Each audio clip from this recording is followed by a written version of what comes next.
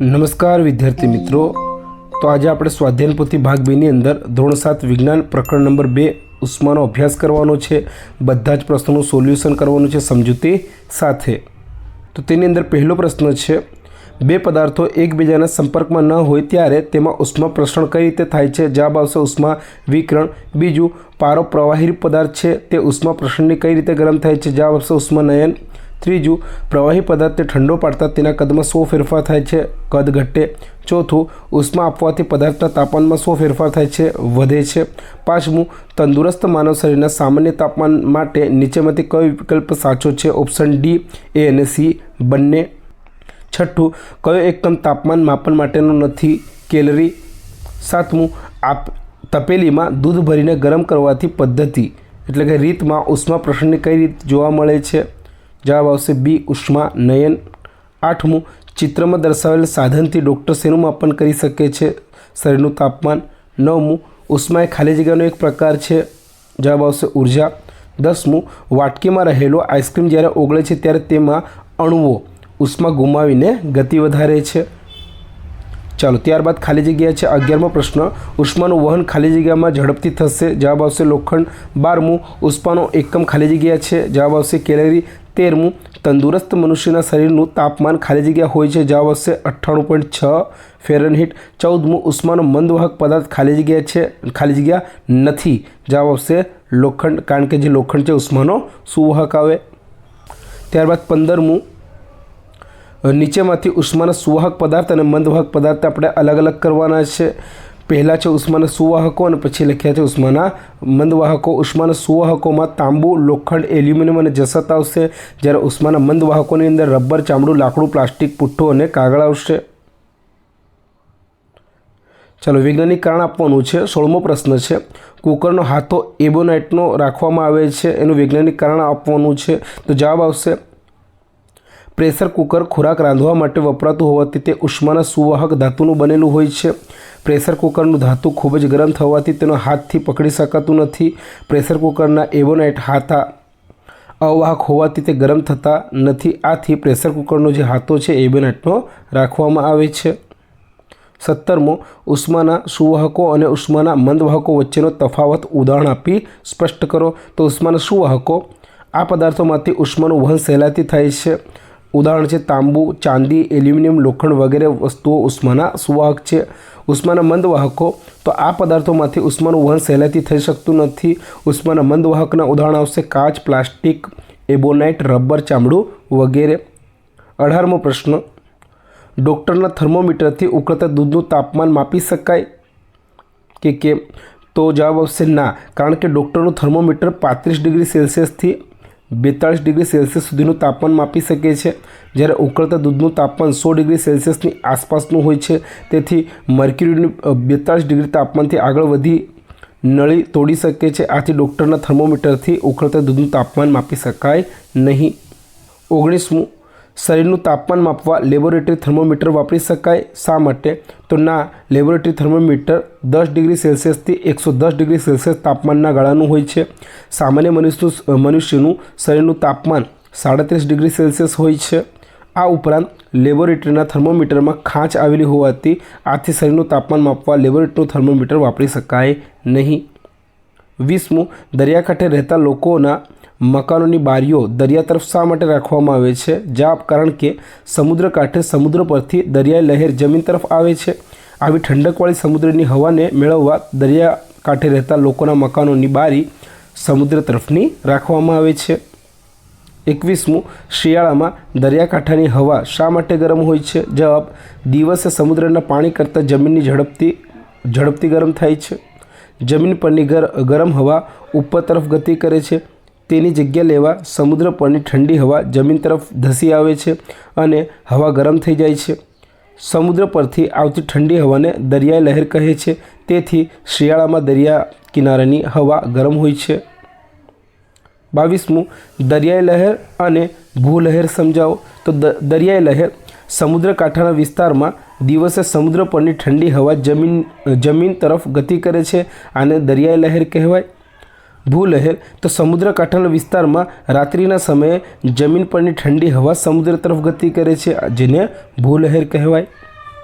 23મું ઉનાળામાં સુતરાઉ કાપડના વસ્ત્રો શા માટે પહેરવામાં આવે છે? તો ઉનાળામાં ગરમી ખૂબ જ હોય છે, તેથી સફેદ કે આછા રંગના સુતરાઉ કપડાં ઉષ્માનું શોષણ ઓછું કરે છે, તેથી ઉનાળામાં સુતરાઉના જે કાપડ છે એના વસ્ત્રો પહેરવામાં આવે છે જેથી ગરમી ઓછી થાય. 24મું શિયાળામાં ઊનના વસ્ત્રો પહેરવા પાછળના કારણ જણાવો.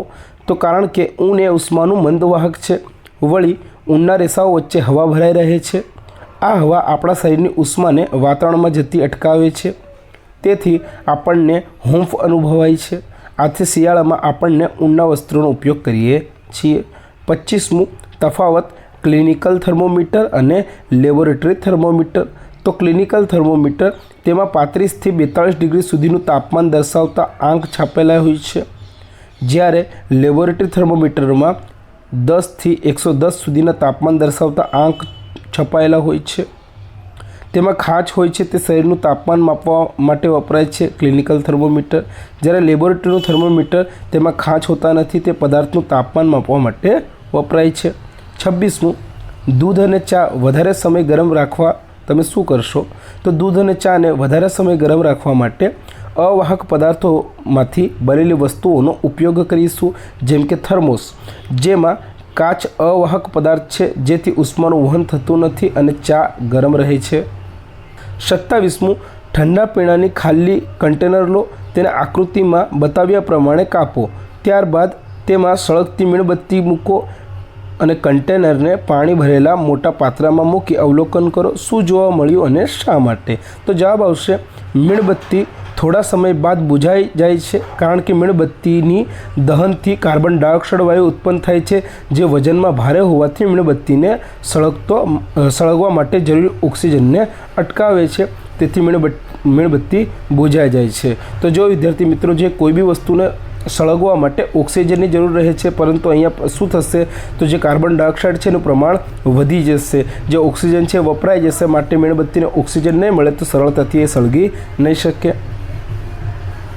28મું એક કાચનો પારદર્શક પ્યાલો લઈ તેને ગરમ પાણીથી છલોછલ ભરો, તેમાં લાલ રંગની શાહીના 3-4 ટીપા ઉમેરો. બીજા ગ્લાસને ઠંડા પાણીથી છલોછલ ભરો, તેના પર નકામો પોસ્ટકાર્ડ અથવા તો ચાર્ટ પેપર મૂકો. હવે તે પ્યાલાને ગરમ પાણીના પ્યાલા પર પાણી ઢોળાય નહીં તે રીતે ઊંધો મૂકો. અવલોકનની નોંધ કરો. તો અહીં ગરમ અને ઠંડા પાણી વચ્ચે ઉષ્માનયનની રીતે ઉષ્માનું પ્રસરણ થશે. આપણે લાલ રંગના પાણીના કણો ઉપર જતા જોઈ શકીએ છીએ. ચોથું, એક વાક્યમાં આપણે ઉત્તર આપવાનું છે. તેના અંદર 29મો પ્રશ્ન છે. શિવાનીની માતા નીચે ચિત્રમાં દર્શાવેલ પરિસ્થિતિવાળા ક્લિનિકલ થર્મોમીટરનો ઉપયોગ શરીરનું તાપમાન માપવા માટે કરે છે. શું તે સાચું તાપમાન માપી શકશે કે કેમ? તેનો જવાબ ના, સાચું તાપમાન માપી શકાશે નહીં, કારણ કે મર્ક્યુરીના દોરાનો છેડો 35 ડિગ્રી સેલ્સિયસની ઉપર છે. 30મું રાજેશને તાવ આવ્યો છે, તો તેના શરીરનું તાપમાન વિશે મહેશ શું અનુમાન કરી શકે? જવાબ રાજેશને તાવ આવ્યો હોવાથી તેના શરીરનું તાપમાન 35 ડિગ્રી સેલ્સિયસ કરતાં વધુ અને 42 ડિગ્રી કરતાં ઓછું હશે. 31મું થર્મોમીટરની મદદથી તાપમાનનું માપન કરતી વખતે કઈ કાળજી રાખશો? તો થર્મોમીટરને સીધું રાખવું, ત્રાસવું રાખવું નહીં. થર્મોમીટરનો મર્ક્યુરીવાળો ભાગ જે પદાર્થનું તાપમાન માપવાનું છે તેની સાથે સંપર્કમાં રહેવો જોઈએ.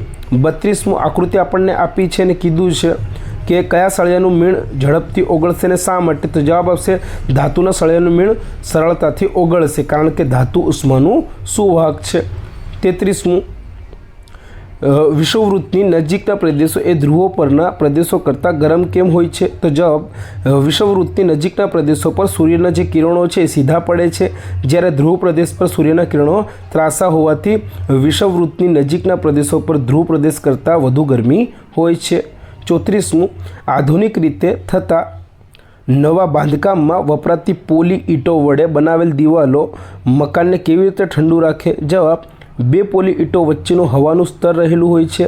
હવા ઉષ્માની મંદવાહક છે, માટે ઘરની બહાર રહેલી ગરમીને ઘરમાં પ્રવેશતા દેતી નથી અને ઘરની અંદર રહેલી ઠંડક યથાવત રહે છે. ઓકે વિદ્યાર્થી મિત્રો, તો આ જે ઉષ્મા પ્રકરણ છે એના જે પ્રશ્નો છે સ્વાધ્યાય પોથીના સંપૂર્ણ સોલ્યુશન હતું સમજૂતી સાથે. જો તમને વિડીયો ગમ્યો હોય તો લાઇક કરી દેજો અને તમારા મિત્રો જોડે શેર કરી દેજો.